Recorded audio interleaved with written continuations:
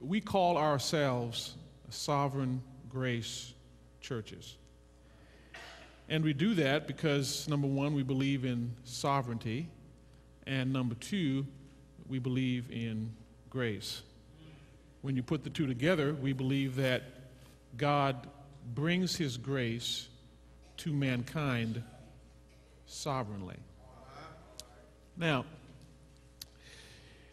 those of you who are astute in the use of the internet, if you were to go to Google or to Yahoo and do a search on sovereign grace churches, what you would find is that our organization is not the first hit.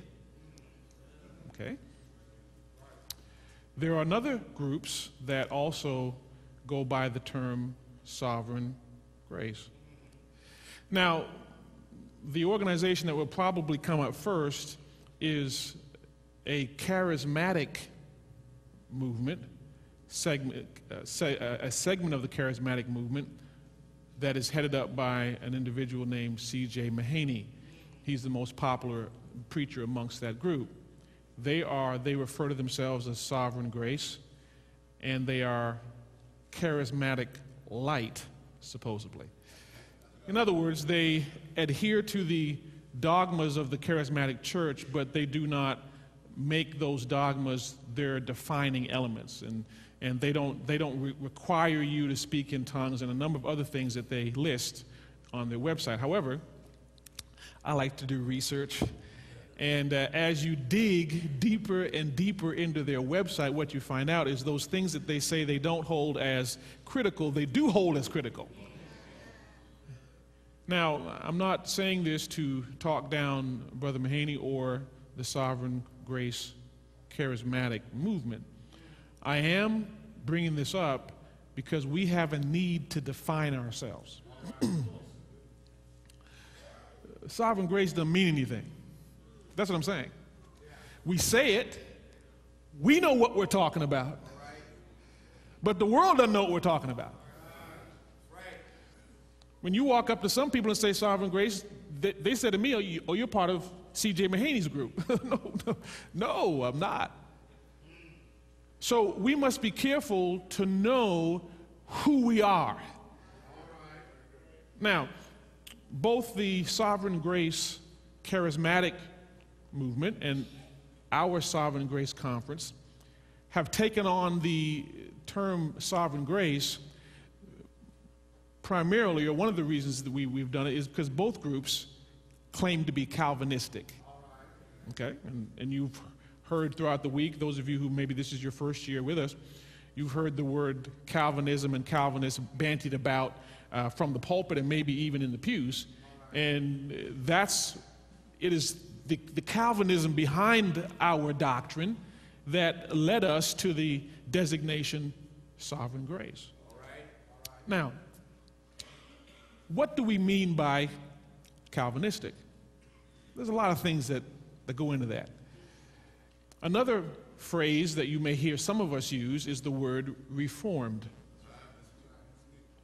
Now, let me just, in a brief fashion, define through some things you have already heard and know what I mean and what probably most of us mean in this room when we say Reformed. A minimum for being reformed, a minimum for being reformed, means two primary things. Number one, you adhere to the tulip. Okay? The tulip. Total depravity, unconditional election, limited or particular atonement, irresistible grace, and perseverance of the saints. But there was one other thing that we don't talk about as much that we ought to raise to the surface a little bit more because it helps us to be even more specific in our definition, is a reformed body of believers normatively adheres to the five solas. The five solas. We don't talk about this as much as probably we ought to, but these solas get down to the rub of the matter. Okay. What are the solas? The solas are teachings that have tended to define Calvinistic or Reformed movements throughout the history of the church. Let me give you those solas. There are Latin phraseologies that go behind those solas. I won't give you the Latin terminologies. I'll give you the English ones. The first one is grace alone. Grace alone.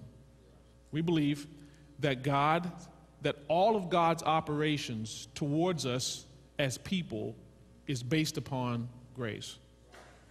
Grace alone.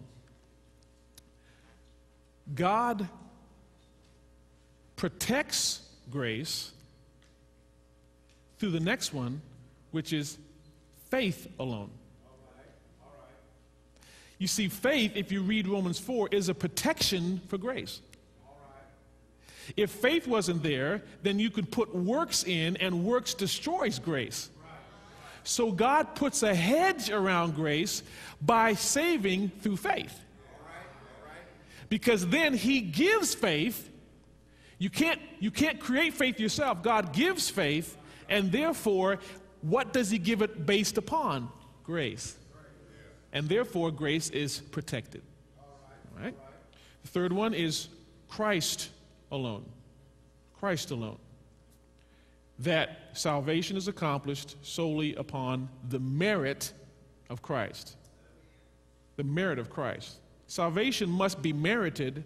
You just don't merit it. Christ earned it. Christ merited it. Christ alone.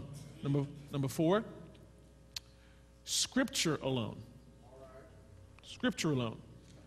And by this we mean that Scripture is the sole basis of all doctrine and practice. There is no doctrine that we believe, there is no practice that we require that we cannot back up with Scripture. That's right. Now, the Scripture, the doctrinal part is easy. Where we get in trouble is the practice. Because there are many practices that we don't have a shred of biblical evidence for. Now, if you want to do it, that's fine, but don't require me to do it. That's your personal practice. I got no problem with that.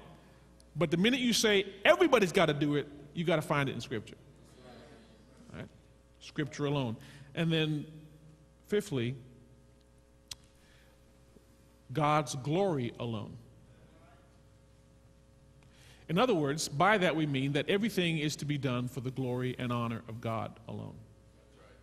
These two sets of teaching form the basis of Reformed Calvinistic dogma.